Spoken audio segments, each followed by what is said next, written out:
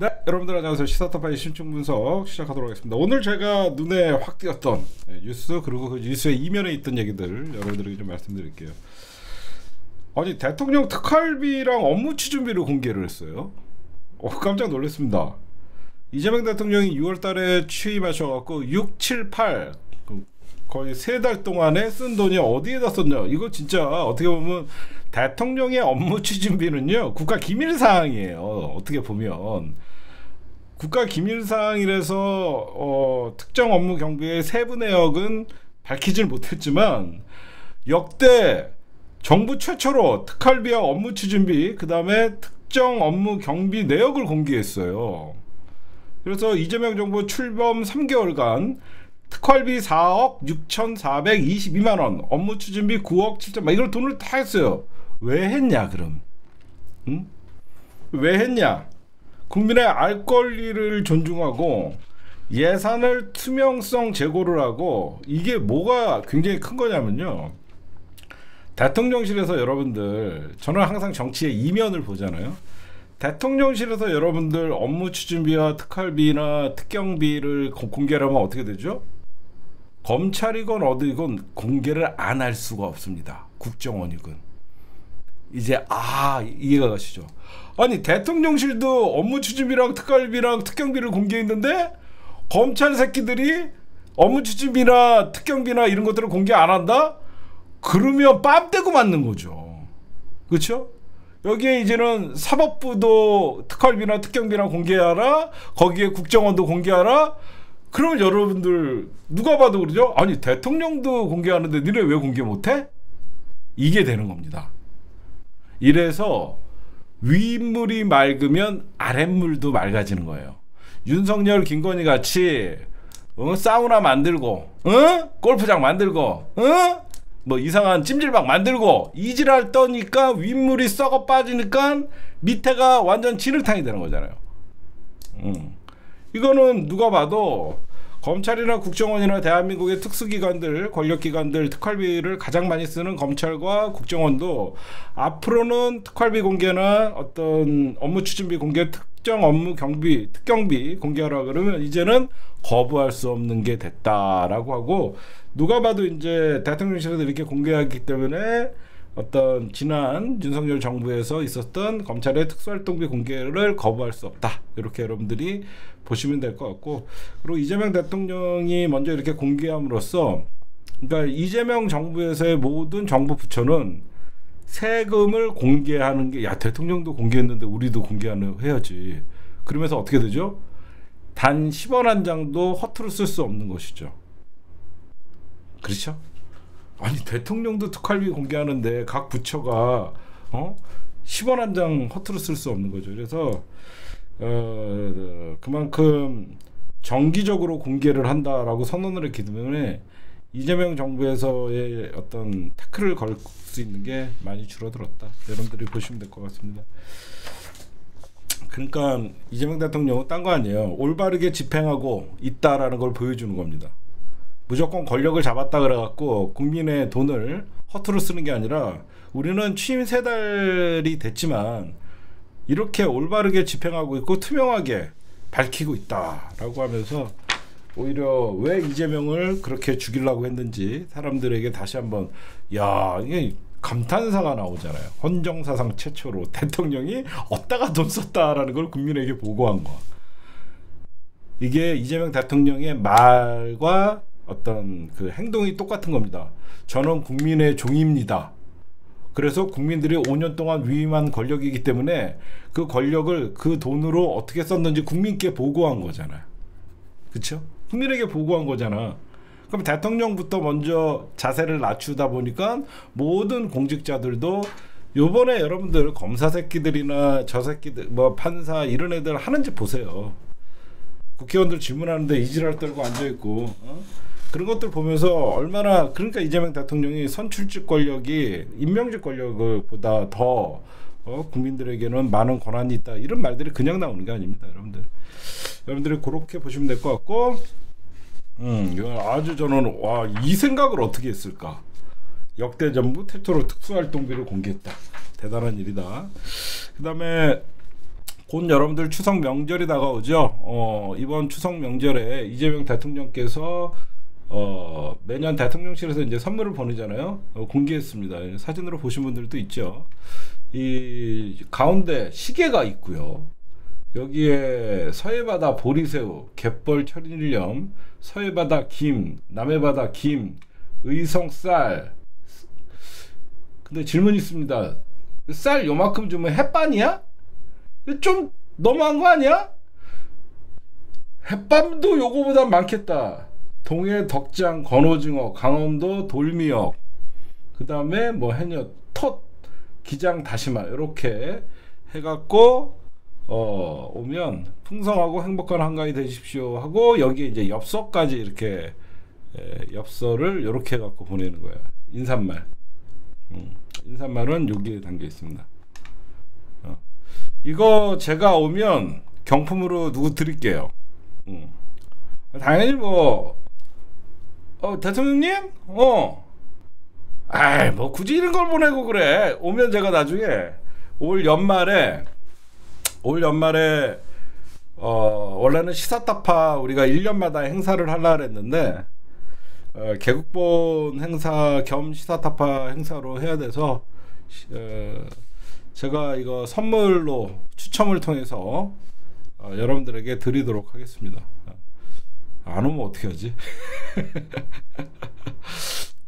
안 오면 어떻게 하지? 하여튼 오면 여러분들에게 총수님 기념으로 간직할. 난 또 설에 받으면 되지. 추석에 보내놓고 설에 안 주겠어? 난 또 못 받으면 내년 설에 또 내년 추석에 받으면 되지. 뭐 아직 5년이나 남았는데 계속 받으면 추석 설 하면도 10개를 받는데 여러분들 드릴게요. 그 다음에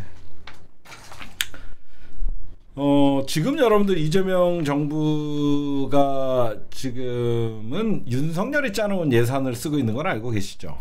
그렇죠?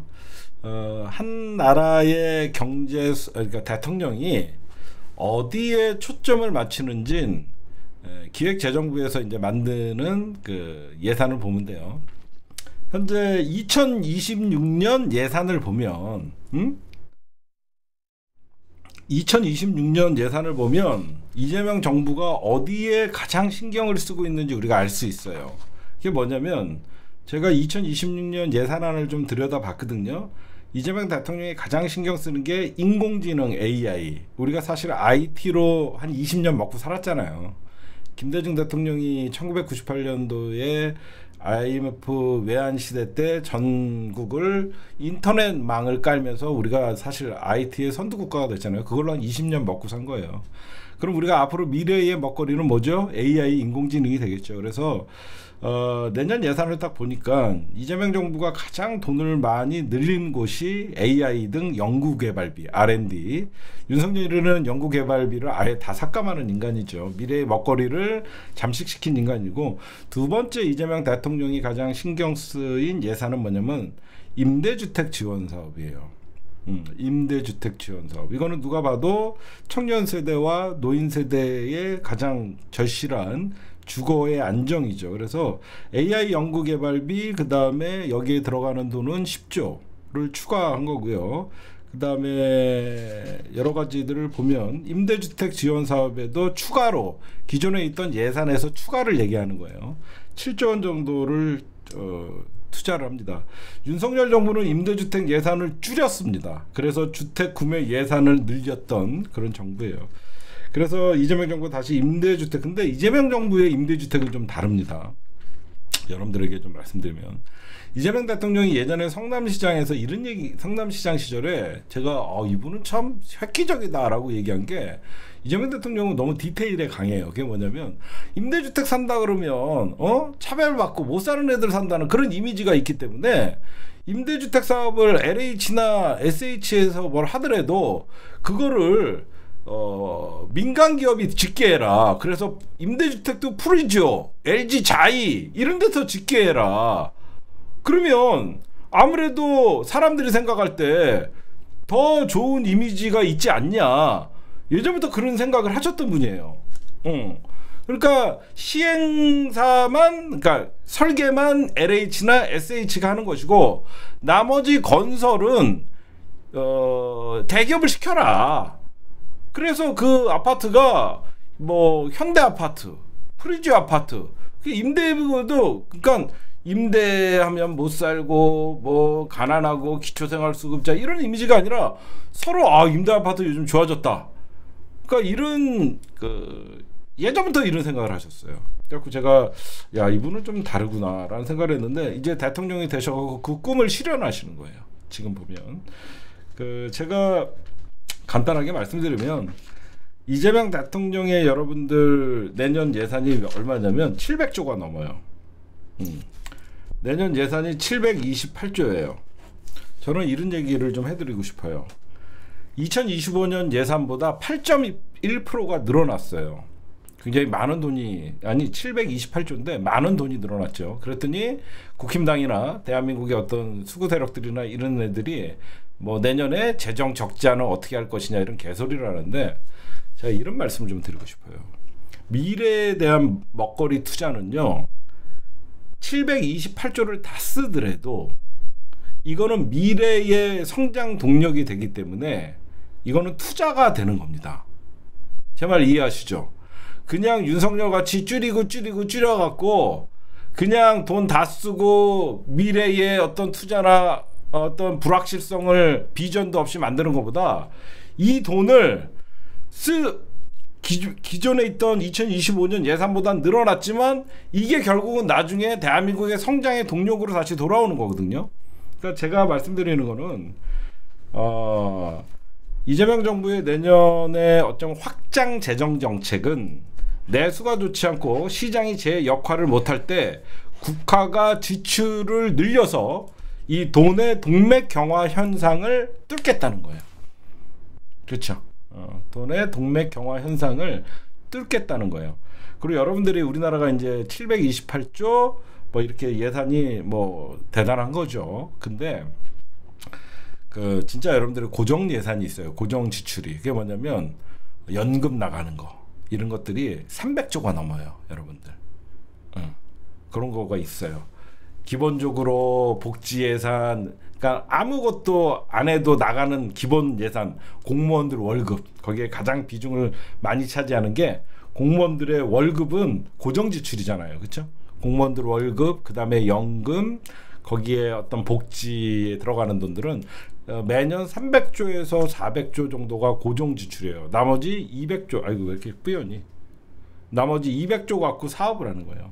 그러니까 여러분들이 그렇게 해서 간단하게 말씀드리면 내년 이재명 정부의 예산은 국가의 지출을 늘려서 어떤 내수를 살리고 시장에서 동맥 경화, 그러니까 돈맥 경화, 돈줄이 막힌 거를 뚫어주는 역할을 해서 재정 확장 정책을 펼칠 것이다라고 내년에 여러분들이 예상을 좀 하시면 될 것 같습니다.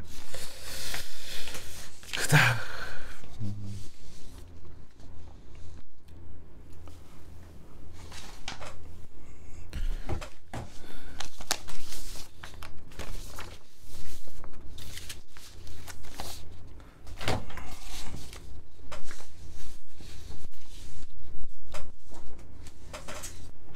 요거 얘기할게요. 여러분들 뉴스를 통해서 좀 보셨죠? 우리가 12월 3일 내란의 밤, 윤석열의 친위 쿠데타가 있을 때 정말 여러분들 알다시피 저랑 주진우 기자가 그 현장에 있었죠. 저는 707 그 부대와 앞에서 마주하고 있었고 총추율하고 개지랄을 떨었죠. 저는 그날 지금도 다시 회상을 하면 이 707 대테러 부대 애들, 군인들의 엄청난 자제력이 있었어요. 엄청난 자제력이 있었습니다. 이때 서강대교를 넘지 말라, 조성현, 대령 등 계엄 명령을 거부한 군인들을 우리가 계속 이 사람들을 무조건 어떤 이 친위 쿠데타 반란에 참여했던 군 장성들은 다 감옥에 갔지만 분명히 국민들에게 총뿌리로 겨누지 않고 이 불법 계엄에 사실 거부 의사를 밝혔던 군인들은 포상해야 된다. 우리가 계속 말씀을 드렸죠. 아니나 다를까 이재명 대통령은 진짜 빨라요. 이번에 10월 1일 국군에 날 때 헌법적 가치 수호 유공자로 15명을 포상을 한다고 합니다. 그래서 이 포상자에는 박정훈 대령도 포함이 됩니다. 그래서 지금 이 포상자 명단에는 보니까 보국 훈장 3일장을 받는 김문상 전 수방사 작전처장은 누구냐면 공수부대를 태운 헬기가 국회에 진입을 3번이나 막으면서 사실상 시민들이 모일 수 있는 시간을 벌어줬던 굉장히 중요한 역할을 했던 김문상 전 수방사 작전처장을 보국 훈장 3일장을 주는 것이고요. 그 다음에 육군 특전사령부의 병력을 태운 헬기가 서울 그런 내용이고요. 그 다음에 국회 봉쇄에 항의하는 시민들을 강제 진압하라는 지시가 내려왔음에도 불구하고 특전사 김영기 특전사 1 특전대대장 중령과 조상현 전 경비단장도 보국 훈장 3일장을 받습니다. 만약에 특전사 이 김영기 특전사 대대장 중령이 이 사람의 실무자거든요. 현장에서 전부 체포해 막 이렇게 했었으면 진짜 유혈 사태가 날 수도 있었거든요.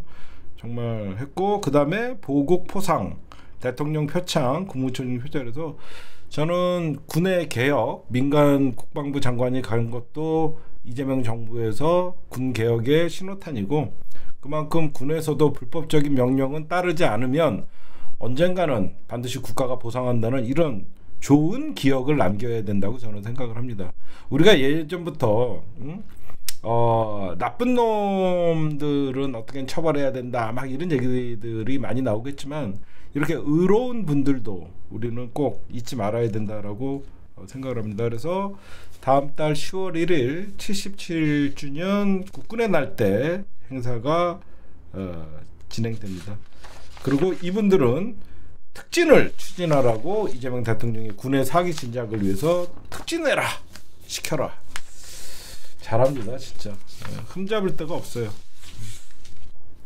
그 다음에 여러분들에게 좋은 소식을 하나 전해드리도록 하겠습니다.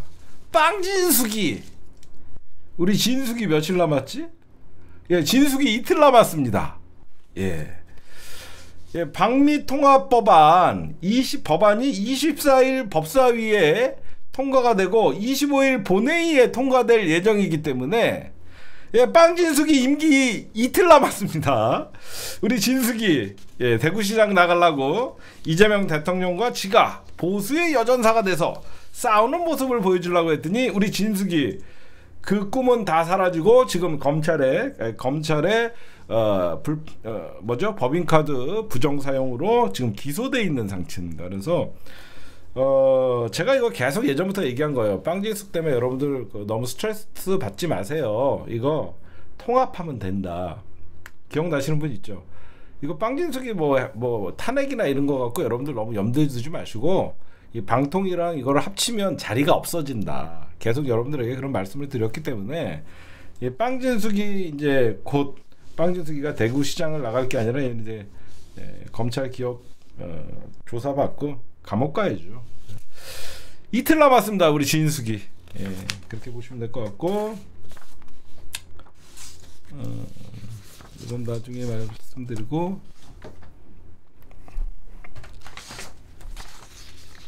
그 다음에 요거 좀 얘기할게요.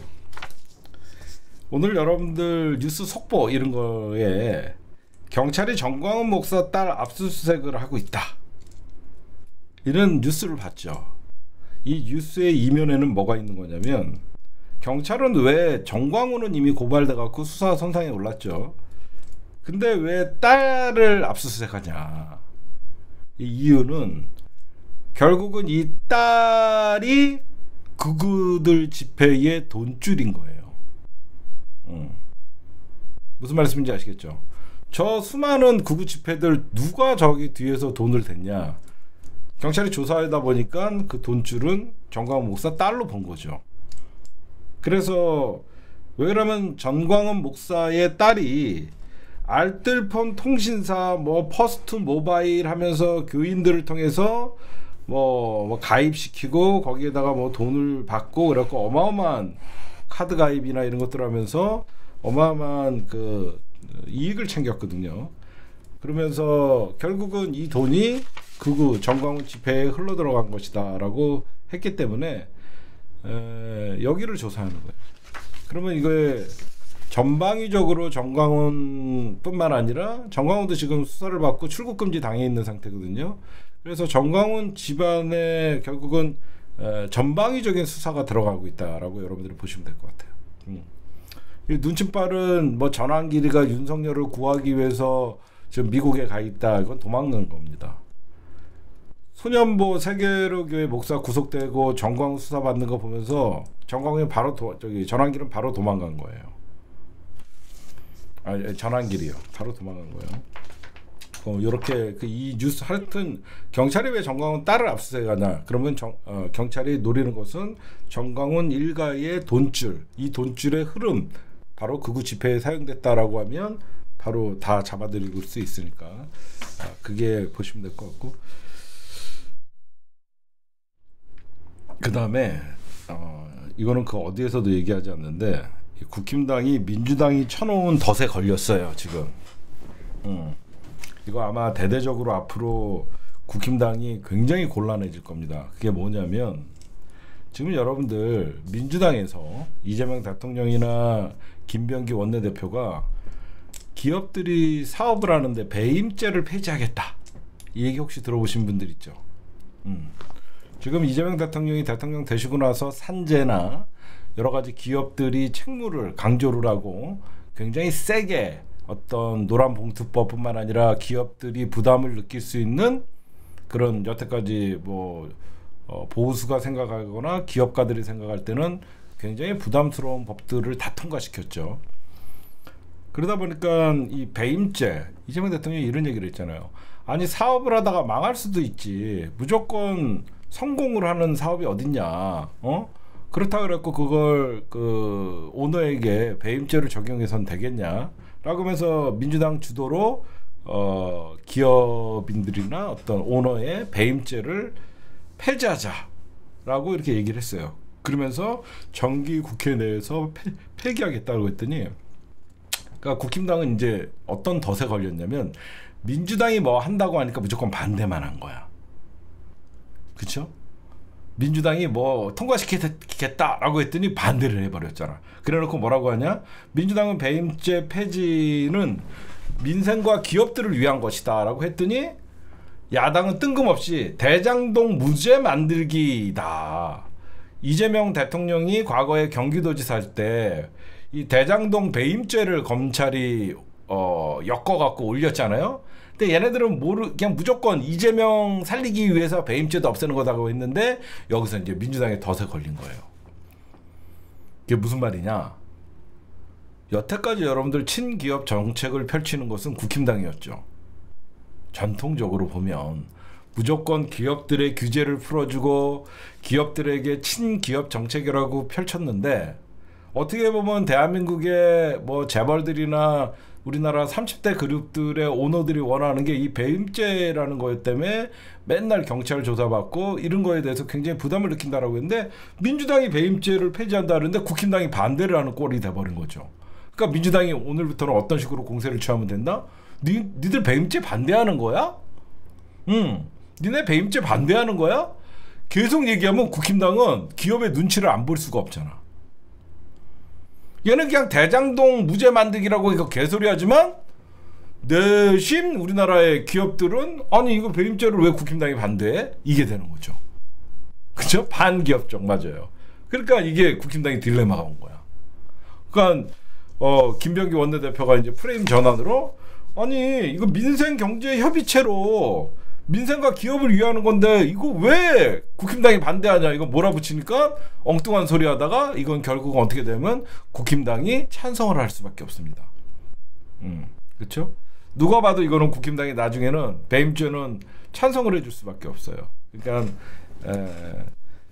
이게 국힘당이 덥석 잘못 반대하다가 이게 물린 꼴이 되는 거예요. 이렇게 보시면 될 것 같고, 그 다음에 이번에 이제 공정거래위원회 또 지금 굉장히 좋은 어떤 발표가 나왔어요. 지금 자영업 하시는 분들 있죠. 자영업 하시는 분들이나 프랜차이즈 하시는 분들 아마 많이 계실 겁니다. 프랜차이즈를 하시는 분들이 가장 불공정하다고 느끼는 게, 내가 이 프랜차이즈 계약을 만약에 뭐 2년을 했던 3년을 했는데 중도에 내가 보니까 이거는 정말 전망이 없어. 그래갖고 이 프랜차이즈 계약을 해약을 하고 싶어도 위약금이 너무 셌단 말이에요. 그래서 사실은 노예 계약 같이 본사에게 끌려갈 수밖에 없었는데, 이번에 공정거래위원회에서 가맹주의 폐업 부담을 덜어주기 위해서 가맹본부와 협상력으로 가맹주 권한을 강화를 하기 위해서 계약 해지권을 부여해 주는 거예요. 그러니까 폐업도 못해. 프랜차이즈 했더니 1년에 벌써 마이너스 1억이 됐는데 그냥 폐업하고 접으려고 그랬더니 프랜차이즈에서 위약금 내라고 하거든. 그래서 이제는 가맹점주에게도 나 더 이상 못하겠어, 계약 해지권을 부여해 준 거죠. 굉장히 중요한 겁니다, 이거. 그래서 결국 그 프랜차이즈의 갑질의 가장 그 근본적인 게 이 위약금이었거든요. 이거를 해소가 되면서 조금 이제, 저는 우리나라 프랜차이즈의 가장 큰 문제는 본사가 돈을 벌라 그러면 안 돼요. 저는 이게 가장 나쁜 짓거리라고 생각합니다. 가맹점들이 돈을 벌어야지 본사가 점점점 힘이 세지는데, 가맹점들을 늘려놓고 돈은 본사가 벌라고 하니까 가맹점 수가 줄어들면 아주 근시안적인 것이죠. 상생을 해야 되는데 본사가 독점을 하려고 해요. 그러니까 가맹점들이 처음엔 1000개 정도 있다가 점점 줄고 결국은 손해는 본사가 지는 거거든요. 좀 상생의 어떤 이 가맹점들이 있어야 되는데, 개인적으로 프랜차이즈를 좋아하지는 않아요, 저는. 그 다음 특검 얘기 여러분들에게 좀 해드리도록 하겠습니다.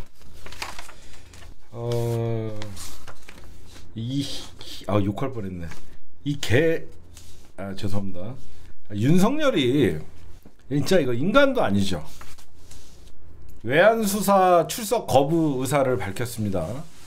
지금 내란 사건의 재판도 거부를 하더니 이번에 특검에서, 이번엔 조은석 특검이에요. 그 과거에는 김건희 특검에서 불러도 안 나갔죠. 조은석 특검에서 출석 요구를 또 이제 외환 특검에서 거부를 하고 있거든요. 아무리 불러봐도 안 나오는데 이번 조은석 특검이 두 번째 다시 소환 출석 요구를 한다고 하는데, 조은석 특검은 어떻게 나오는지는 좀 봐야 될 것 같고, 제가 여러분들에게 말씀드리고 싶은 것은 윤석열이가 26일 날 재판에 출석을 한대요. 그래서 이 새끼가 미쳤나, 제가 봤죠. 왜 그런가 했더니 지 보석 사건과 보석 신문이랑 겹쳐 있어 갖고 그래서 기어 나간대요. 진짜 이거 인간도 아닙니다.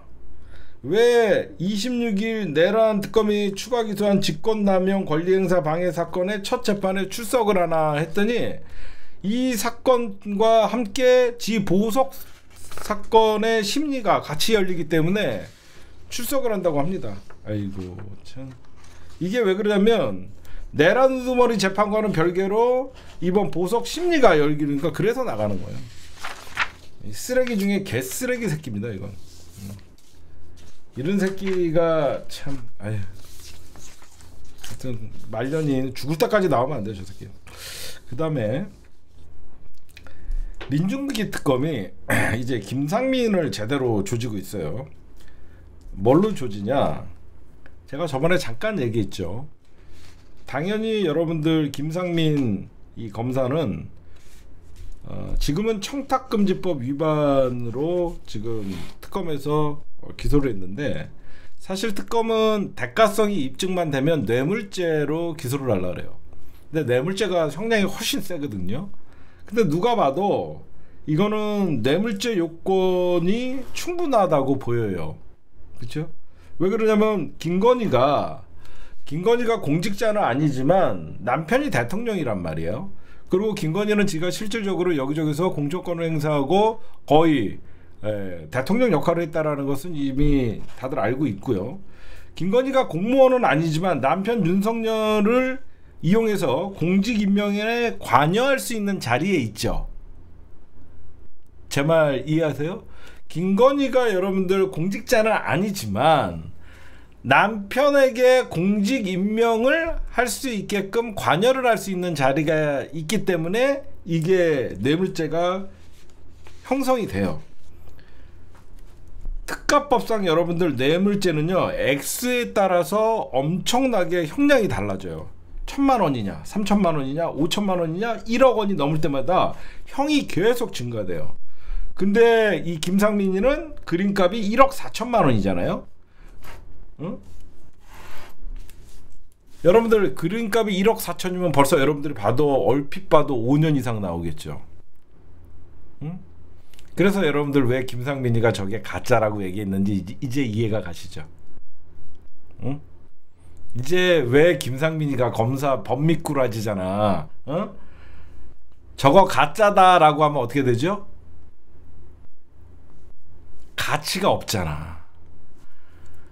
저게 가품이다라고 하면 그림의 가치가 없기 때문에 액수가 정해지지 않으니까 특가법이 적용이 안 된단 말이야.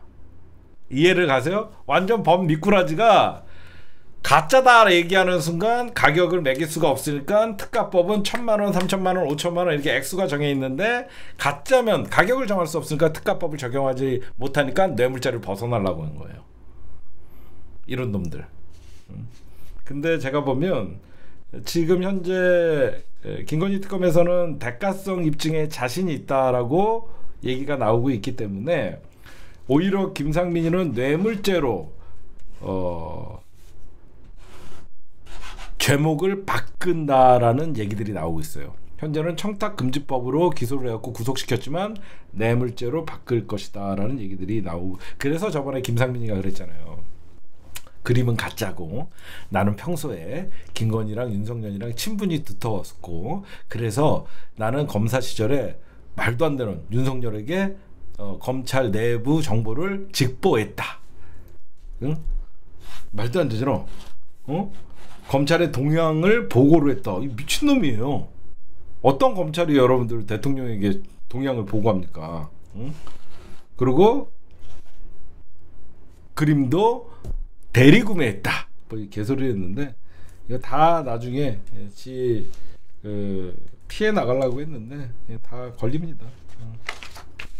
그런 일이 있었다. 그래서 여러분들은 김상민이가 현재 청탁금지법 위반으로 구속이 돼 있지만 조만간 뇌물죄로 바뀔 것이다. 그리고 특검이 자신한다. 이렇게 여러분들에게 말씀드립니다. 그 다음에 한동훈이가 여러분들 계속 특검에서 어떤 참고인으로 좀 나와달라. 근데 지금 한동훈이가 여러분들 굉장히 딜레마래요. 왜 그러냐면 최근에 그 국민의힘의 그 조 누구죠? 민주당에 있다가 넘어가네. 그 누구야? 조 뭐야? 그 누구죠? 그 부산 그 조경태.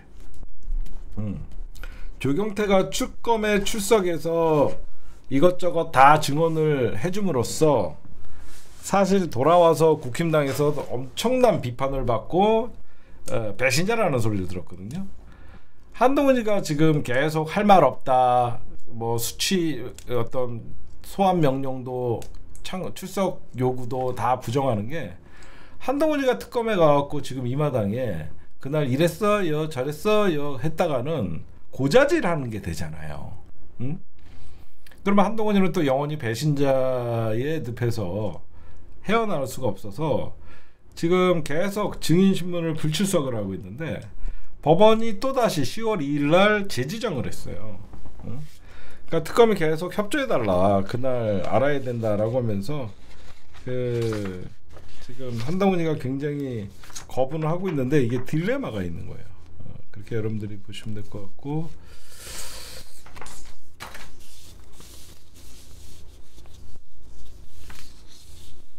네, 오늘의 주요 단신이었습니다.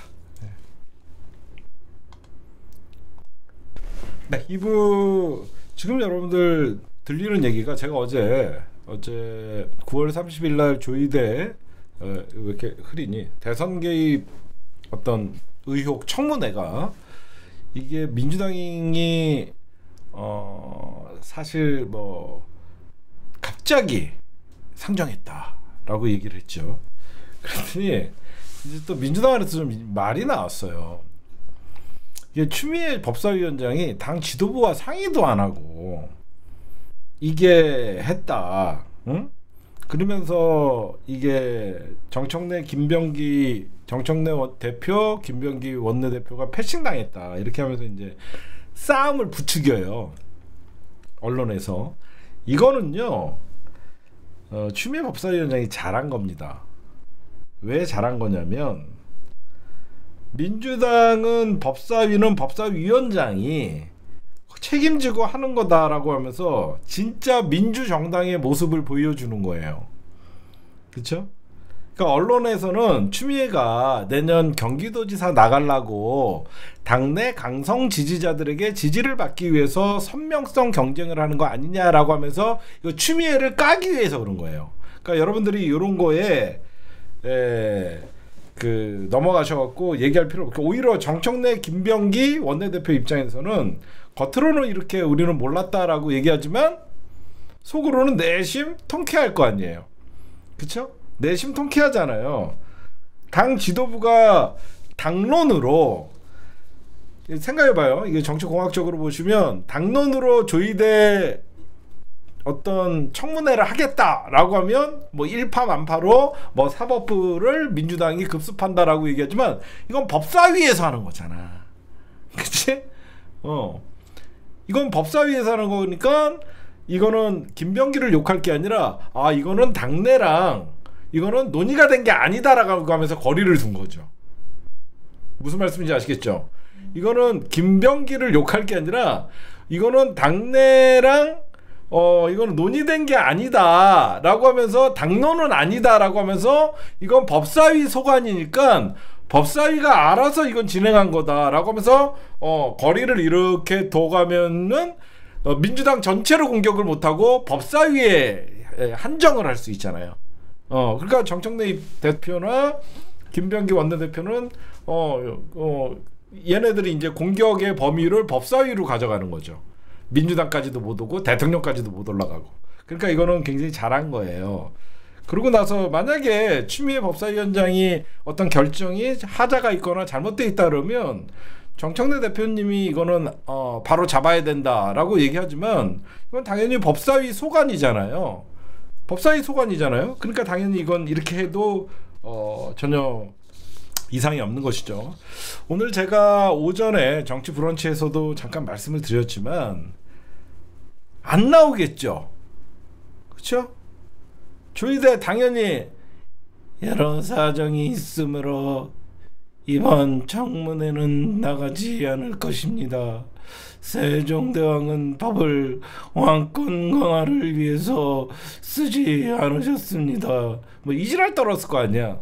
이번 국회의 부름은 사법부의 독립을 중요하고 뭐 연병했을 거 아니에요. 그쵸?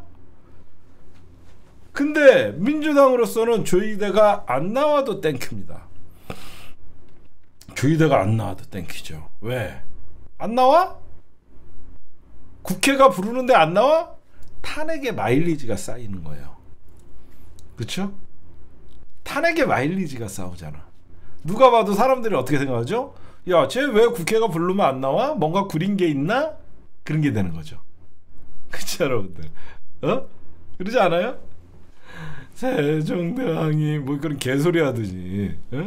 누가 봐도 야, 너 대법원장 뭔데? 너 신이야? 왕이야? 국회가 부르는데 안 나와? 국민의 대의기관이? 너 왜 안 나와? 이렇게 되는 거지. 100% 안 나오겠지. 그리고 천대엽이나 이런 사람 나오겠지. 천대엽 나와갖고 뭐 법원 행정처에서는 앞으로 뭐 의원님의 말씀을 뭐 저희가 귀담아 듣도록 하겠습니다. 뭐 이지랄 떨겠지. 그렇지? 몇 가지 그렇게 얘기를 하겠지. 그러면 나중에 뭐 안 나온 그 대법관들에 대해서는 징계를 착수할 것이냐 이러면서 이제 논란이 어떻게 되냐면, 지금 민주당이 사자 회동 문제에서 이제 조이대로 프레임 전환에 성공하는 거예요. 누가 봐도 아까도 제가 얘기했지만 김병기 원내대표나 정청래 대표 입장에서는 서영교 의원의 발언이나 부승찬 의원의 발언이 굉장히 부담스럽단 말이야. 그렇죠? 근데 이 프레임 전환을 어떻게든지 누가 봐도 조희대의 대선 개입이잖아. 근데 법사위에서 알아서 해준 거야. 조희대의 대선 개입 사건으로 프레임을 전환을 시켜준 거죠. 그럼 9월 30일이 되면 오늘은 조희대의 법사위에서 추진해 조희대 제 대선 개입 의혹 청문회가 있는 날인데 조희대 대법원장은 안 나왔습니다. 이렇게 되면서 대선 개입의 의혹에 거부한 조희대가 되잖아요. 누가 봐도. 그렇죠? 이게는 만나냐 안 만나냐가 아니라 조희대 대선 개입 의혹조차도 해명하러 나오지 않았다가 되는 거고, 민주당 입장에서는 너 왜 안 나와? 국회가 우스워? 국민이 우스워? 이렇게 하면서 조희대에게 계속 경고장을 날릴 수가 있죠. 이런 것도 있어요. 제가 그 다음에 좀 말씀을 좀 드리고 싶은 게 요즘 보면 최종 보스는 사법부구나 이런 생각이 문득 스쳐 지나가는 게, 여러분들이 생각해도 우리가 여러분들 왜 사법개혁에 지금 탄력이 붙었는지 누구나 다 압니다. 직위원회 재판, 그런 윤석열을 탈옥시킨 주기현, 룸사롱 접대를 받은 직위원을, 그런 국민의 신뢰를 잃은 재판부를 아직도 윤석열 내란이라는 큰 어떤 헌정 파괴범을 직위원한테 그 재판을 맡기는 것도 이해가 가지 않고, 어떤 사법부의 수장이라는 조희대가 판사 교체 또는 그 어떤 조치를 취하지 않고 침묵하고 있었던 거. 두 번째, 조희대가 왜 2심에서 무죄 난 사건을 이틀 만에 7만 페이지가 넘는 수사 기록을 검토도 하지 않은 채 어떤 수사 자료를 바로 유죄 취지의 전원 합의체로 파기완성을 했을까? 이거는 누가 봐도, 이러니까 사법부의 신뢰가 무너진 것이다. 그래서 우리는 조희대에게 왜 그래야만 했고 왜 그랬냐라고 물어볼 수 있는 거잖아요. 근데 조희대는 그 어떤 대답도 안 해요. 그 대답하라 그랬더니 사법부 개혁을 한다 그랬더니 세종대왕의 이런 병신 같은 소리를 해요. 세종대왕은 왕권 강화를 위해서 법을 이용하지 않았습니다. 병신 삽대가리 같이 생겨갖고 삽질하는 소리만 하고 있어요. 저는 여러분들에게 이런 말씀을 좀 드리고 싶어요. 조희대 직위원은 왜 죄과에 대해서 사과하지 않냐? 누가 봐도 여러분들, 조희대는 난을 일으킨 겁니다. 아니, 우리가 냉정하게, 조희대는 법으로 장난치려고 한 거예요. 검찰은 수사권과 기소권으로 장난을 치려고 그랬죠. 그렇죠? 그래서 이재명 죽이기에 혈안이 됐다가 진짜 체포영장까지 했죠. 검찰은 수사권과 기소권 갖고 장난을 쳤고, 조희대는 이 법으로 법질을 한 거예요. 누가 봐도 이건 조희대 난이었습니다. 응? 제왕적 사법부 수장이 민주헌정을 어떻게 하면 위협할 수 있는지 정말 우리는 공포스럽게 지켜봤어요. 응? 어떻게 보면 이재명 대통령이 대선 후보의 출마 자격이 있냐 없냐를 걸린 공직선거법을 배당 2시간 만에 직권으로 전원 합의체에 붙였어요. 응? 전원 합의 당일날 심리에 착수했고, 통상 한 달에 한 번만 합의 기일을 여는 것을 이틀 만에 연속으로 열어서 곧바로 투표로 유무죄를 정했고 유죄 파기환송을 넘겼어요. 6만 쪽에서 7만 쪽에 이르는 사건 서류를 읽는 거는 고사하고 목록만 읽어도 며칠이 걸릴 건데, 대법원 역사상 있을 수 없는 LTE급의 속도를 냈고 적법 절차를 무시하고 물어붙인 사실상의 직권남용이자 사법부의 난이었습니다. 그렇죠? 저는 솔직히 사법부의 난 이렇게까지는 얘기하고 싶지 않고 조희대의 난이라고 생각해요. 응? 저는 이런 행위를 국민들 누가 수긍하냐 이거죠.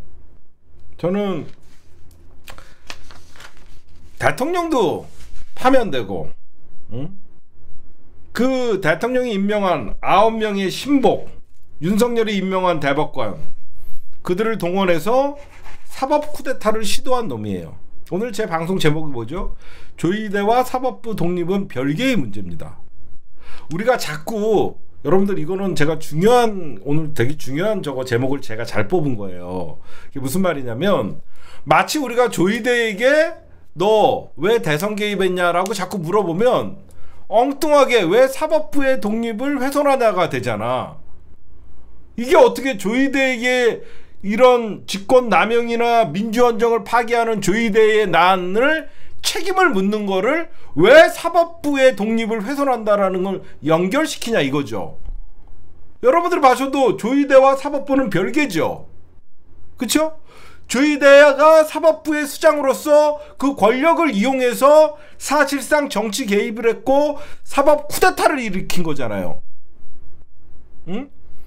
왜 마치 죄가 있는 조이대, 그러면 무조건 죄 있는 사법부를 책임을 물으면 그게 사법의 독립에 훼손을 시키는 겁니까? 누가 그래요? 누가 이런 말도 안 되는 이론을 퍼뜨려요? 아니죠. 조이대와 사법부의 독립은 별개의 문제고, 조이대는 분명히 정치 개입을 했고, 조이대는 사법부 쿠데타를 일으켰고, 민주 헌정 질서를 파괴하려고 분명히 시도를 했고, 그것에 해당하는 죗값을 반드시 물어야 된다는 게 저는 제가 주장하는 논리예요. 그쵸? 조이대가 사법부야? 아니죠. 조이대는 사법부의 대법원장이라는 직을 갖고 있는 것이죠. 그 직을 이용해서 자기 윤석열이 임명한 9명과 함께 또다시 사법 쿠데타를 최종 보스 역할을 했던 것이죠. 그래서 조이대가 죗값을 치러야 되고, 나는 묻고 싶어요. 사법부의 어떤 잘못된 판결이나 대법원에서의 어떤 책임을 묻는 자체가 사법부의 독립을 훼손하는 거다? 저는 동의할 수 없습니다. 왜 우리는 사법부의 잘못을 묻지도 못합니까? 그거야말로 민주주의 국가가 아니죠. 여기가 무슨 사법부 국가입니까? 사법부 수장이 대통령 위에요? 말이 안 되잖아요. 그렇죠? 저는 그래서 누가 봐도 조이대가 이렇게 폭주한 이유는 우리는 다 알잖아요.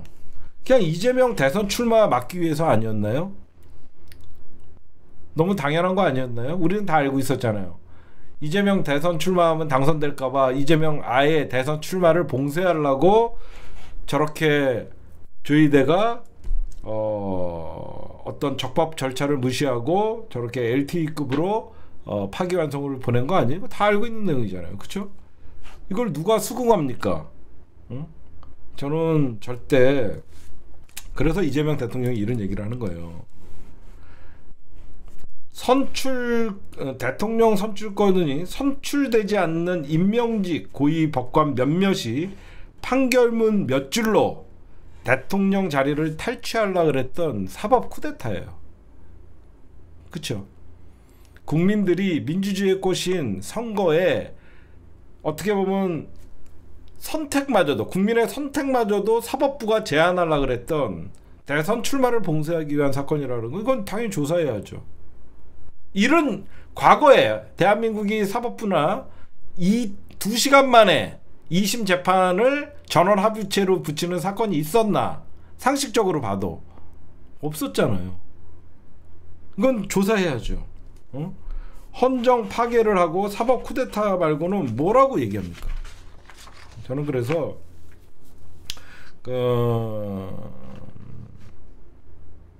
마치 조이대의 청문회가 사법부 독립을 이라는 원칙을 어긴다라는 건 동의할 수 없습니다. 이거는 오히려 국민 주권과 권익을 보호하기 위해서 그 누구라도 국민들의 민주적 참여의 의사를 봉쇄하는 자는 반드시 법과 원칙에 따라서 처벌돼야 된다라는 저는 얘기를 드리고 싶고, 조이대처럼 국민의 선출 주권을 박탈하고 내란 옹호 세력의 정권을 헌납하는 데 일조를 하려고 그랬죠. 제 말 맞잖아요. 이재명 못 나오게 하고 한독 민주당이 후보조차 내지 못하면 한덕수 어부지리로 대통령 만들려고 했던 거잖아요. 그럼 뭐예요? 국민의 선출 권리를 박탈한 거고 내란 옹호 세력들 한덕수에게 정권을 넘겨서 사실상 자기네들이 집권을 연장하려고 그랬던 거 아니에요. 그거 말고 우리가 조희대의 판결을 어떻게 받아들입니까? 응?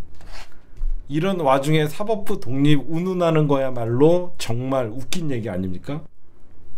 이게 뭐냐? 이 헌법 정신과 동떨어진 이 오만한 엘리트 의식이 자리 잡고 있는 거예요. 제가 여러분들 민주주의에 옛날에 전우영 박사님이 이런 말씀을 하셨어요. 민주주의의 반대가 무엇이냐? 우리는 뭐 전체주의, 독재주의 이렇게 얘기를 하죠. 민주주의의 반대는 엘리트주의다. 저는 이 말이 요즘 더 와닿습니다. 그렇죠? 우리가 알고 있었던 이론적 민주주의의 반대는 공산 전체주의나 아니면 독재주의다. 이게 아닙니다. 민주주의의 반대는 엘리트주의들이에요. 그들만의 세상, 그들만이 헌법을 파괴하고 헌법 정신과 동떨어진 오직 엘리트, 자기네들은 신의 영역에 있다라고 심취해 있는 이 법관들의 엘리트 의식이 결국은 여러분들이 보셔도 민주주의의 헌정 질서를 파괴하려고 했잖아요. 여러분들이 보셔도 어떻게 보면 직위원님 문제도 그래요. 윤석열 석방을 누가 이해할 수 있습니까? 거의 탈옥을 시켰잖아요.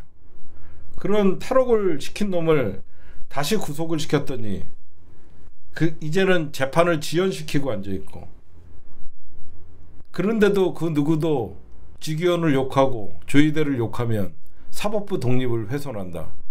이거는 사법부 독립을 훼손하는 게 아니라 오히려 사법부를 제대로 된 독립할 수 있도록 이런 정치 판사, 정치 사법 대법원장 이런 자들이 결국은 사법부 독립을 훼손하는 자들 아닙니까?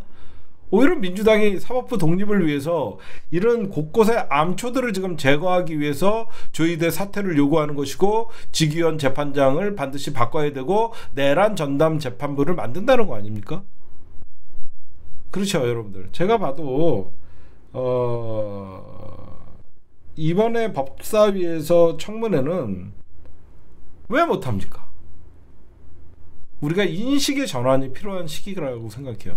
마치 대법원장을 국회가 부르면 사법부의 독립을 훼손한다. 왜? 왜 사법부는 아무데도 불려가면 안 돼? 판사는 잘못 안 해? 왜 판사들은 늘 개혁을 해도 자기네들이 주체가 돼서 해야 된다는 개소리를 해? 중이 제 머리 못 깎듯이 개혁은 외부로부터 진행돼야 되는 거예요. 저는 그렇게 생각을 해요. 그래서 우리가 검찰개혁도 민주당이 주도로 하잖아요. 왜 사법부 개혁만큼은 전국 법관회의에서 얘기가 나오듯이 자기네들이 개혁에 참여하게 해달라. 니들이 그렇게 개혁에 관심이 있거나 그랬던 놈이면 여태까지 왜 사법부에 쌓여있던 문제들에 대해서 묵과하고 방조했냐 이거죠. 니들이 개혁을 할 마음이 없었기 때문에 외부로부터 압박이 오니까 이제서야 사법부 개혁에 우리도 참여해달라? 말 같지도 않은 소리들이죠. 응? 저는 조희대 직위원은요 법사위 청문회를 넘어서 국정조사도 해야 됩니다. 왜 제가 특검이나 이런 걸 떠나서 국정조사를 먼저 말씀드리냐면요, 당연히 상권 분립에 의해서 입법부가 사법부를 견제할 수 있잖아요. 그래서 저는 이 법사위 청문회 플러스 민주당은 여기에 국정조사도 저는 반드시 국회에서 통과시켜갖고 이건 왜 못합니까? 응? 위헌, 위법, 법관에 대한 탄핵, 활성화. 저는 자유롭게 검사와 판사를 탄핵할 수 있는 대한민국의 그런 법치국가가 됐으면 좋겠어요. 어제 검사 새끼들 하는 짓들 맞죠? 거만함. 자기네들이 관본권 띠지 훼손을 해놓고도 자기네들은 수사에 잘못이 없다라고 우기는 새끼들. 무오류, 엘리트의식, 그런 놈들이 대한민국의 사법을 좌지우지하고 있고 그런 놈들이 수사와 기소를 독점하고 있었으니 그러니까 유전무죄 무전유죄라는 소리가 나오는 겁니다. 저는 저는 이번 기회에 사법부에게 바짝 고삐를 죄이지 않으면 또다시 이런 기회 안 옵니다. 민주당은 여론이 굉장히 민주당에게 뭐 안 좋게 한다 그러면 그 같이 저항 세력들이에요. 원래 개혁은 저항하는 거예요. 올바른 개혁을 할 때는 저항을 많이 하는 겁니다. 그래서 저는 국민 주권이 우선이지 사법부의 독립이 우선일 수 없습니다. 제 말 공감하시죠? 대한민국 국민의 어떤 대통령을 선출할 수 있는 주권을 박탈했던 이 사법부의 오만함, 당연히 국민 주권이 우선시돼야 되고 사법부의 독립이 우선시될 수는 없습니다. 저는 그래서 이번만큼 민주당이 좌고면하지 말고 법사위 청문회를 넘어서 국정조사, 왜 조희대는 단 2시간 만에 2심 무죄를 파기환송으로 유죄 취지로 돌려보냈나, 이거는 명백한 국민의 권익을 침해한 것이고 국민의 선출 주권을 박탈하는 헌정 파괴였으며 조희대의 사법 쿠데타, 조희대의 난이었다라는 것을 반드시 법에서 밝혀야 된다라고 저는 말씀드리고 싶습니다. 그 다음에 통일교, 제가 여러분들 그래도 제가 이 통일교 문제에 대해서는 좀 방향성을 잘 잡았죠. 처음부터 단순히 권선동이가 돈을 받았냐 안 받았냐가 아니라 이 통일교 문제가 오히려 정당 해산의 중요한 포인트가 될 것이다 라고 제가 계속 얘기했는데, 특검의 수사나 이제 여론의 분위기가 정당 해산이 결국 통일교에 의해서 촉발되는 헌법 20조 위반 종교분리의 원칙을 어겨서 사실상 통일교와 국힘당은, 통일교는 해산, 국힘당도 해산, 그렇죠? 1타 2피예요. 일본에서 해산당한 통일교, 우리나라에서도 해산, 그리고 국힘당도 해산. 이게 굉장히 1타 2피의 그 시나리오가 가는데, 장동혁이가 이런 얘기를 합니다.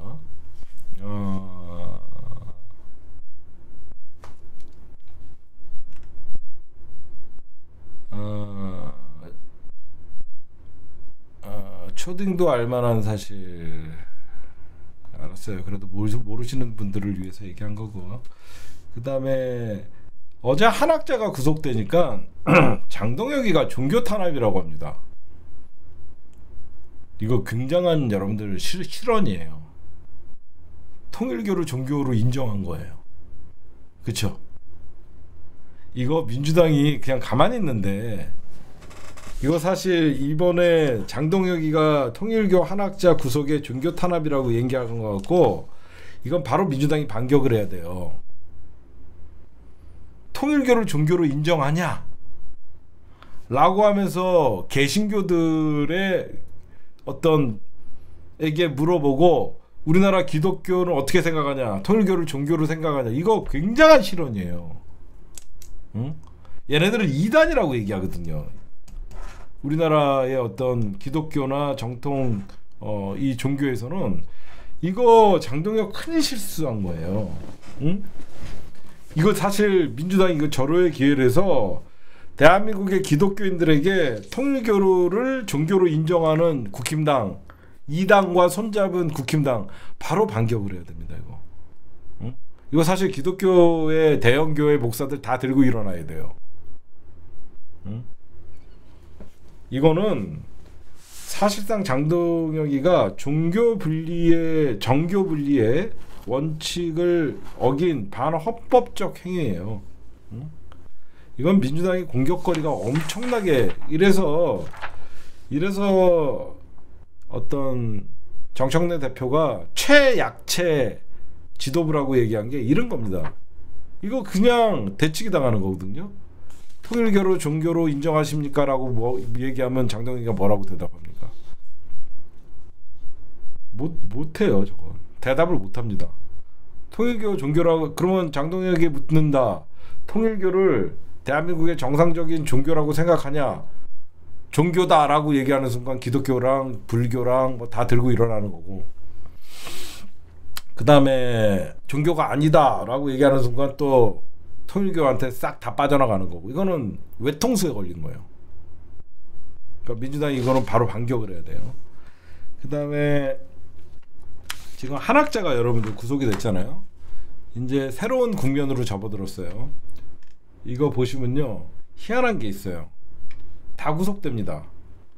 통일교 청탁과 관련자들 구속 현황 보면 한학자 구속, 윤본부장 구속, 건진이 구속, 명신이 구속, 난동이 구속, 얘만 영장이 기각됐어요. 얘랑도 공모가 있어요. 나는 여기에 약간 찝찝함이 있다라고 얘기를 했는데, 여러분들에게 말씀드리고 싶은 게 이제 두 개가 있어요. 대선 전 통일교 지구당에다가 돈을 내려보내서 대선에 개입하고 윤석열 경선에서 이기게 한 거 하나, 그 다음에 대선 이후, 그러니까 2020년 윤석열 경선에 돈 대준 거, 그때 그 권난동이가 넙죽 하면서 이게 쇼핑백 받아오고 막 그런 거, 그 다음에 그 권난동이 당대표 만들려고 했던 이거가 이제 다 어떤 앞으로 이제 계속 나올 건데, 지금 특검에서 어떤 얘기가 나오냐면,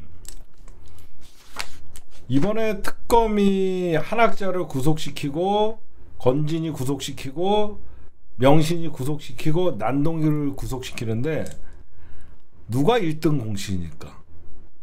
여러분들, 응? 특검에 가장 이번에 한학자를 구속시키는데 1등 공신이 누굴까?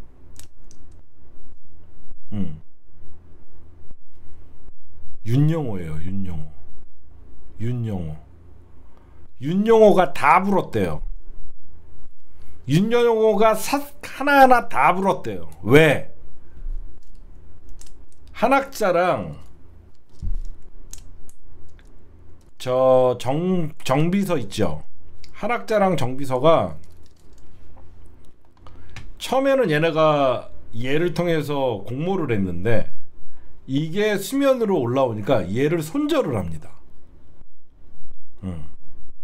윤영호가 빡친 게 뭐냐면, 그 전까지는 통일교를 위해서 난동이랑 건진이랑 계속 얘가 다 일을 했거든요.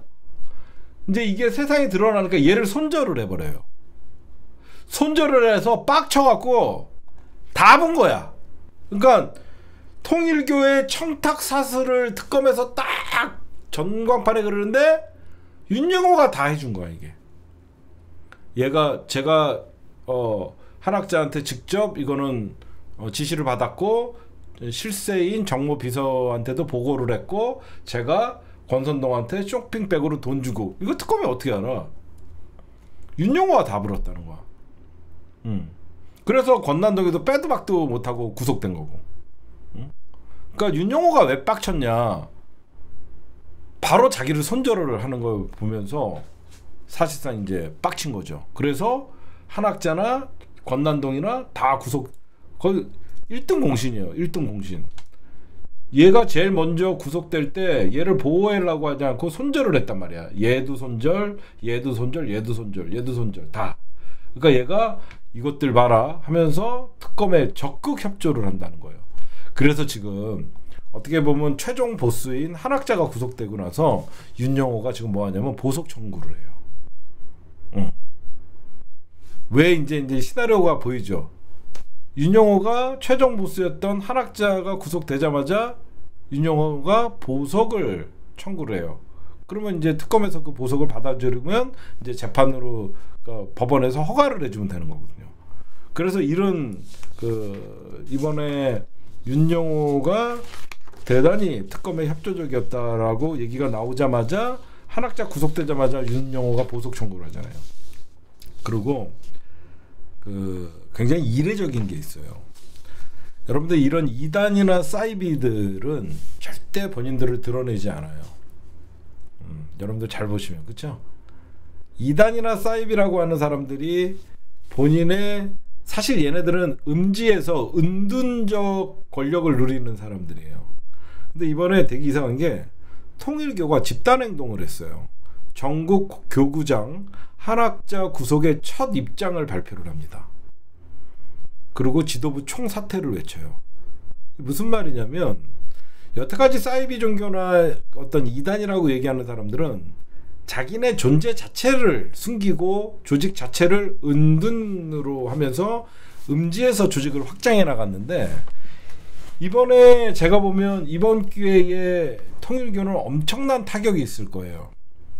이거 지금 71년 만에, 통일교가 창시된 이후 71년 만에 교단의 지도자가 구속된 건 처음인데, 지금 여기저기서 여러분들 막 청년 어떤 신도들 뭐 이런 여러 개 막 이제 그 분파들이 있거든요.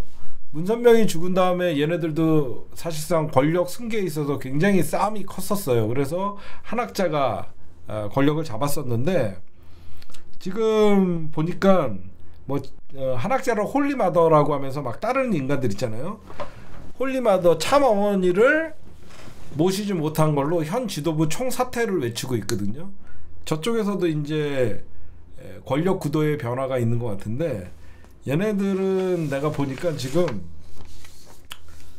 사실상 통일교에 반란이 일어난 것 같아요. 지금 보니까 한학자 주변이 다 사퇴시키고 백의종군 시켰다는 거는 새로운 한학자 이후에 통일교를 리드할 누군가가, 제가 볼 때는 딱 통일교 쿠데타가 일어났어요. 안에 겉으로는 한학자가 구속되고 이런 거에 대해서 그 지도부 사퇴를 요구하고 첫 입장을 표명하는 걸 보니까, 이쪽에 이제 한학자의 어떤 대표 체제를 불만을 품고 있었던 사람들이 있잖아요. 벌써 이제 승계구도나 통일교를 먹으려고 하는 집단적 권력 싸움이 벌어진 것 같은데, 제가 여기서 이제 기대하는 게 뭐냐면, 그러면 이런 보고를 한학자는 다 받을 거 아닙니까, 안에서? 그럼 뭐야? 이 모든 게 윤석열, 김건희 이런 애들 때문에 자기가 지금 구속됐다고 생각할 거 아닙니까?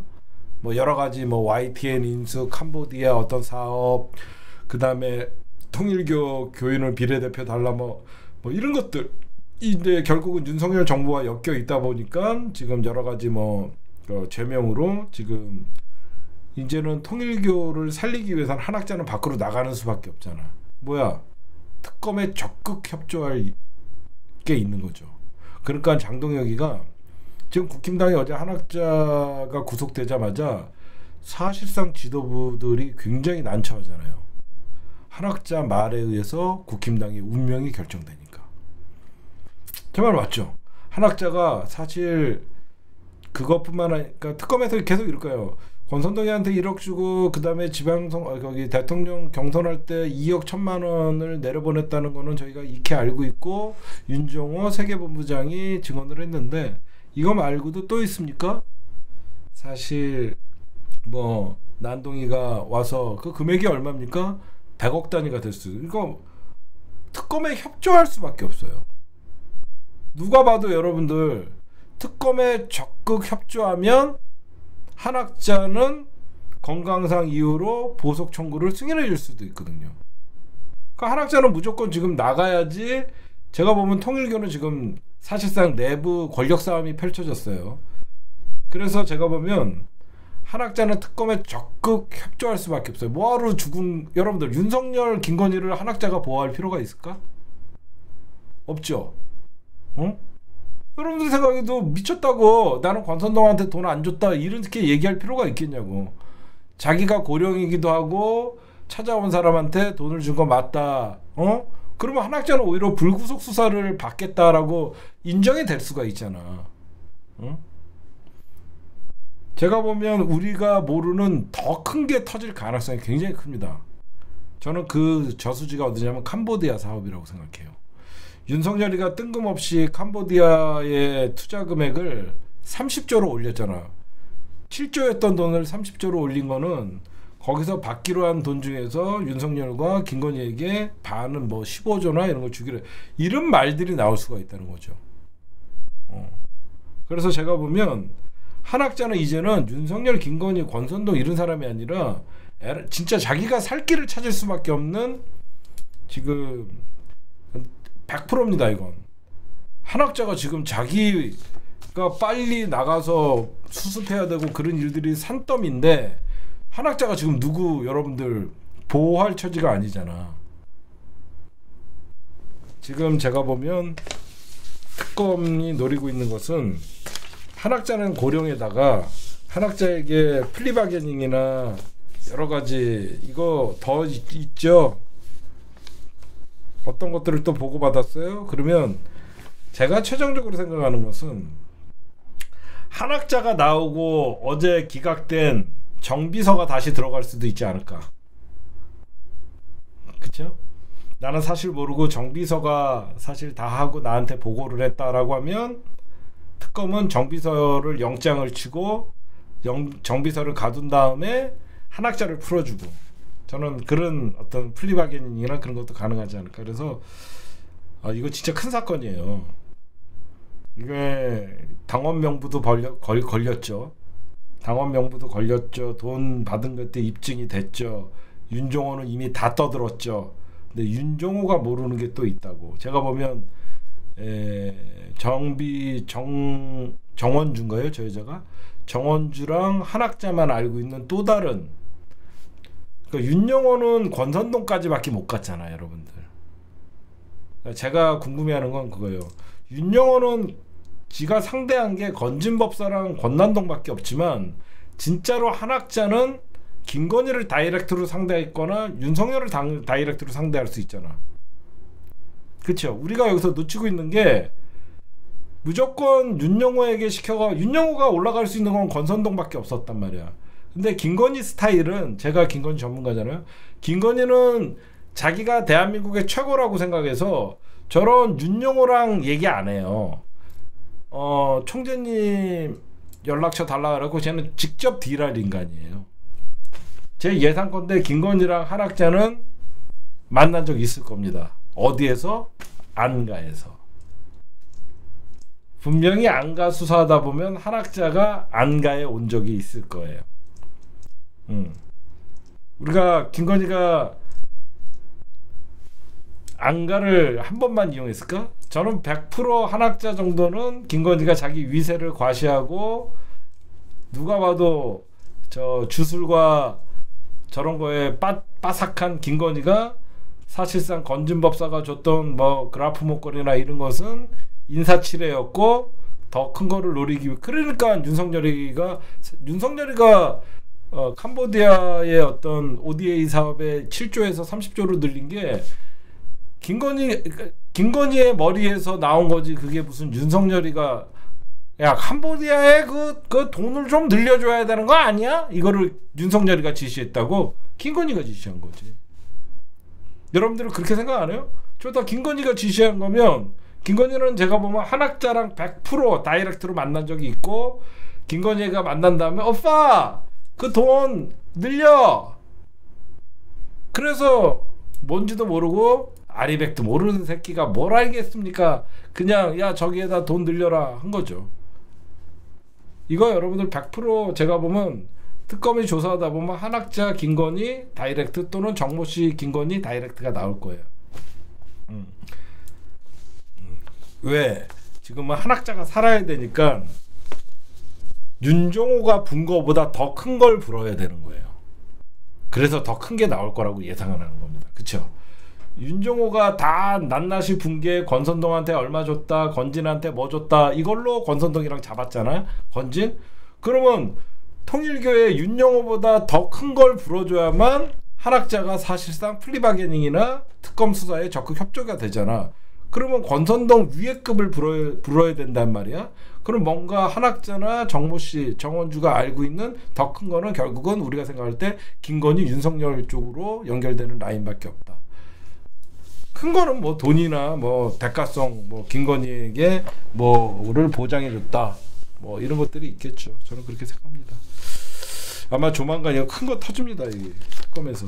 그래서 특검이 어떻게 보면 통일교인들이 있음에도 불구하고 한학자를 구속시킨 거예요. 그다음 저는 장동혁이 좀 궁금해요. 장동혁이가 여러분들 국힘당 8월 26일 날 전당대회에서 당선이 됐잖아요. 국힘당 전당대회에서 당선될 때 당대표 선거도 여러분들 공약을 발표하잖아요. 정청래 대표 같은 경우에는 뭐라고 했죠? 그 어떻게 보면 우리 당원들 중에 최고위원을 뽑겠다라고 해서 진짜 당원들 중에 어떤 최고위원이 선출되고, 그 다음에 여러 가지 이제 공약을 실천을 하잖아요. 왜 장동혁이는 공약을 안 지키죠? 그래야지 극우정당이 되거든요. 그냥 윤석열을 비판했던 자들 당내에서 다 내쫓겠다. 그럼 한동훈이도 반드시 내쫓겠다. 왜 안 내쫓고 있고요. 응? 그냥 당대표가 되면 적절한 시기에 윤석열 면회가 허용된다면 면회를 가겠다. 이거는 뭐 면회가 허용 안 됐다 그러고, 당대표 3자 토론에서는 내년 재보궐선거 후보 공천을 할 수 있다면 한동훈이랑 전환길 중에 누구를 택했냐고 했더니 전환길이라고 얘기했고요. 그 다음에 김문수는 찬탄받아 옹호해야 된다라고 했는데 장동혁은 내부 총질자는 정리해야 된다라고 했는데 이 꾹 다물고 있고요. 시작부터 중도 확장이라고 하고 있고요. 여러분들 이것들이 얼마나, 내가 진짜 장동혁이 내가 진짜 정치 초짜라는 게 어디서 나오냐면요. 입으로는 중도 확장이라고 9월 1일 날 얘기를 해요. 여러분들 주둥이로 윤 어게인 외치고 부정선거 외치는데 중도가 거길 왜 갑니까? 응? 웃기죠? 잘 생각해 보세요. 이렇게 장애 집회할 때 윤 어게인 세력들이 나오고 부정선거 스탑 더 스틸이라는 새끼들이 나오는데 중도가 거길 왜 가겠냐고. 중도가 대가리에 총 맞았습니까? 아직도 윤 어게인 외치는 새끼들이나 극우들과 단절 못하고 응? 그러고 있는데 거길 왜 갑니까 중도가? 응? 진짜 나는 얘 보면요, 야 참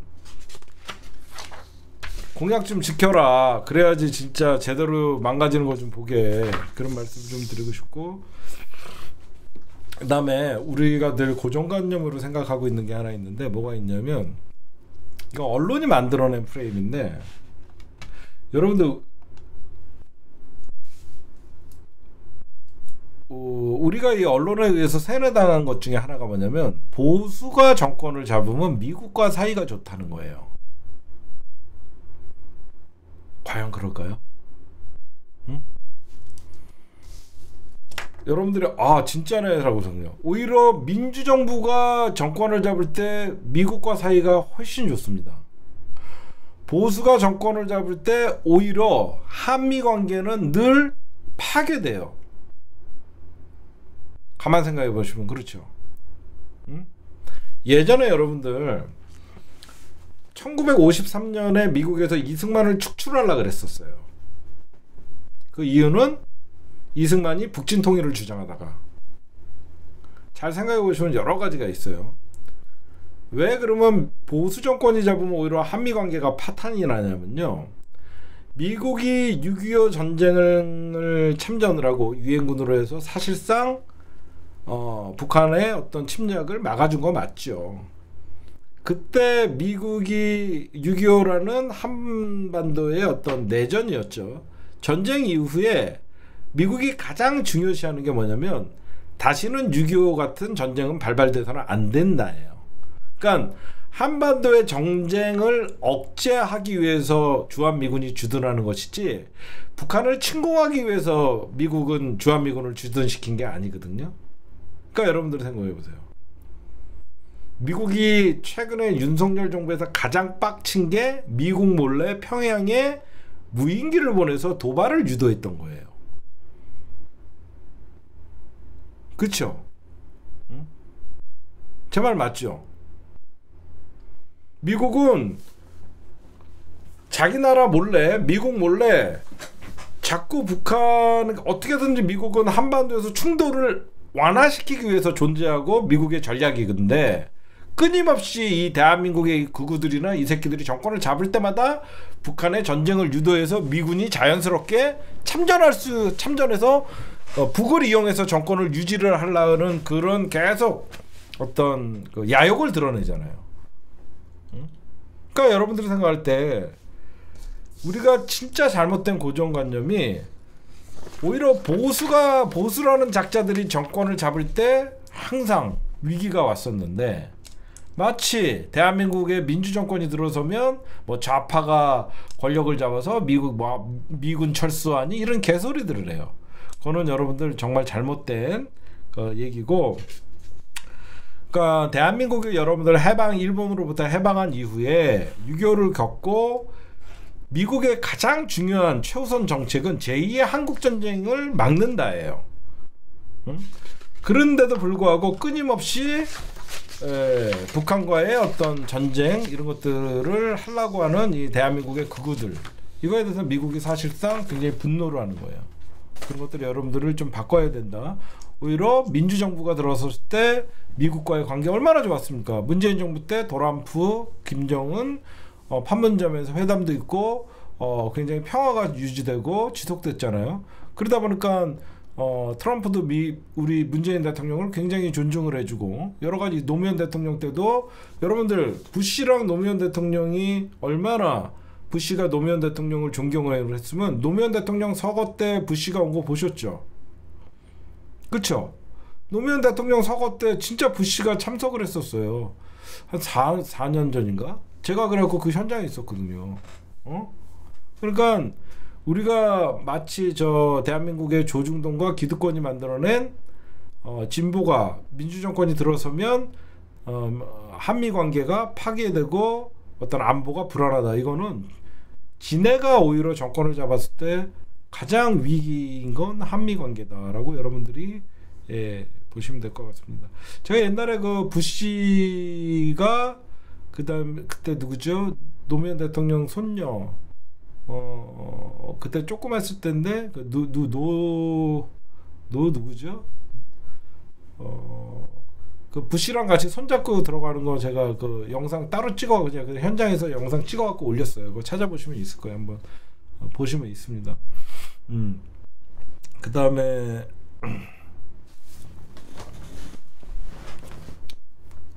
여러분들 지금 노정현 아니야 노서은 노정현은 딸이고 노서은 여러분들 지금 금값이 천정부지로 오르죠.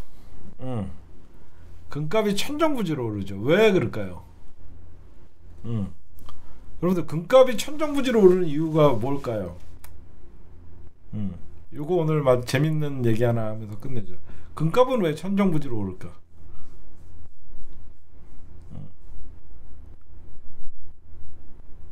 미국이 그만큼 전 세계의 지배력이 약해진 거예요. 달러 패권이 약화가 되니까, 그러니까 미국의 재정, 영국의 재정, 프랑스의 재정, 이런 전 세계의 기축통화 같이 인정을 받는 나라들이 재정적으로 어려우니까, 그리고 미국의 패권이 많이 줄어드니까 불안한 거죠. 옛날에는 달러만 싸놓으면 됐었는데 미국의 트럼프 정부가 들어서고 나서 전 세계가 굉장히 재정적 부담을 갖다 보니까 금값이 오르는 거예요. 미국 때문에 오르는 거예요. 미국 때문에 전 세계 재정들이 불안하고 미국의 패권을 유지하기 위해서 무리수를 두다 보니까 오히려 미국의 패권이 약화가 되는 거죠. 그러니까 여러분들도 일단 계속 금값은 오를 수밖에 없을 거라고 저는 생각을 해요. 당분간은 계속.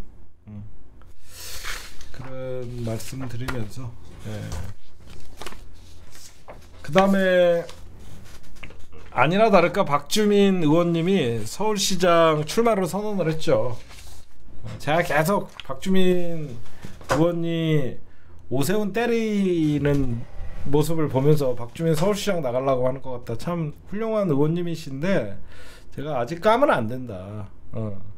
오세훈이가 우리는 되기 싫어하지만 나름 서울에서 인기가 있거든요. 그래서 박주민은 좀 약하다라고 했는데 벌써 선언을 했어요. 민주당 의원으로는 최초로 제일 처음으로 서울시장 출마를 공식 선언을 했어요. 좀 더 커라. 좀 이런 얘기를 해주고 싶어요. 제가 계속 그랬잖아요. 이상하게 요즘 박주민이가 오세훈만 때린다. 이거 예전부터 박주민 서울시장 지금 서울시장 민주당의 예비 후보군으로는 뭐 박홍근, 전현희, 그 다음에 박주민, 뭐 현재까지는 이런 분들이 나온다고 얘기들이 나오고 있고, 거기에 이제 추미애 장관이랑 조정식 의원은 경기도지사, 둘 중에 한 분은 국회의장으로 가고 둘 중에 한 분은 경기도지사를 노리고 있다라는 얘기들이 나오고, 이제 거기에 이제 되게 김병주 의원님도 제가 알기로는 경기도지사에 도전할 생각이 있는 분이시고요. 그래서 아니야, 무조건 오세훈 이길 사람은 김민석밖에 없어. 오세훈 이길 사람은 이 서울 토박이로서 김민석밖에 없어. 제가 볼 때는 오세훈이가 여러분들 의외로 되게 인지도가 높아요. 진짜 오세훈 인지도 높아요. 우리가 볼 때는 오세훈 쓰레기지만 오세훈이가 말도 나름 하고 허우대도 멀쩡하고 그래갖고 서울에서 인기가 많아요.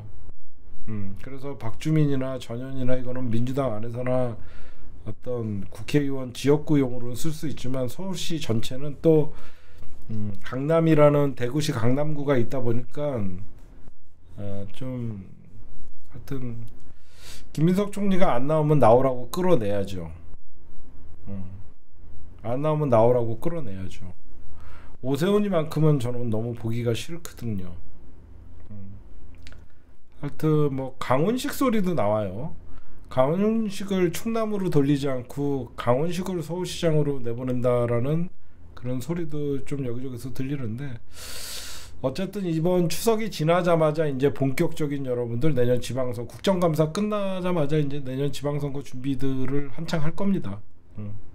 이번에 국정감사 10월달 끝나면 11월이면 뭐 예산 전국이라고 얘기하잖아요. 우리가 9월은 어떻게 보면 대정부 질문, 10월은 국정감사, 11월부터 12월은 예산 결산 뭐 전국이라고 하죠. 그럼 내년 1월 가기 전에 벌써 이제 지방선거가 선거철이 되는 거죠. 그래서 저는 강훈식은 무조건 그냥 충남도지사의 개태음이 좀 날렸으면 좋겠고, 좀 박찬대 의원님은 인천시장으로 좀 탈환을 했으면 좋겠고, 그래서 내일 지방선거가 내년 끝나면 이제 이재명 대통령이 행정부 수장으로서 여러 가지 정책을 얘기하면 이 지자체장들이 하나같이 촥촥촥 한 번에 팍팍팍 돌아가면 나라가 팍팍팍 바뀌는 느낌이 있는데, 지금 2022년 6월에 지방선거를 한 다음에 전부 경기도지사 빼고는 전부 국힘당이 잡고 있어요. 그래서 사실상 이 지역의 광역단체장들, 기초단체장들이 말을 안 들어요. 그래서 대통령이 여러 가지 좋은 정책이나 현안들에 대해서 움직여주지를 않아요. 그래서 국민들이 느끼는 피부에 와닿는 체감이 덜 떨어지기 때문에 이재명 대통령이 어떻게 해서든지 내년 지방선거에 어떤 승리를 위해서 노력을 하시는 것 같아요. 그래서 내년 지방선거에서 가장 접전은 저는 부산과 서울을 탈환하기만 해도 절반은 성공이다. 그렇죠? 박형준 날리고 전재수는 100% 부산시장 나거든요. 부산과 서울을 민주당이 사수를 하는 것이냐, 그러면 서울, 경기, 인천, 어떻게 보면 인구 2,500만 명이 집중돼 있는 이 수도권에서 민주당이 다 차지한다 그러면 인구의 반을 민주당이 있는 것이고, 이제 부산, 어떻게 보면 부산을 우리가 탈환하는 순간 쟤네들을 TK의 지역 정당으로 고립시킬 수 있잖아요. 그래서 제가 좀 잘 됐으면 좋겠어요. 저는 충청도는 우리가 다 이길 수 있다라고 생각하거든요. 워낙 그 김태흠이나 대전의 이은재 파트너, 이장우, 그다음에 너무 형편없거든요. 충북도지사가 누구죠? 김영환인가요? 충남도지사가 개태음이고 너무 개차반들이라서 저쪽은 거의 바뀔 확률이 100%예요. 그렇죠. 그래서 저는 부산, 상징적으로 부산과 경남도지사, 부산, 그 다음에 서울, 나머지는 저는 자연스럽게 이길 수 있을 것 같아갖고 저는 좀 이겼으면 좋겠습니다. 예, 오늘 심층분석 녹화는 여기까지 할게요.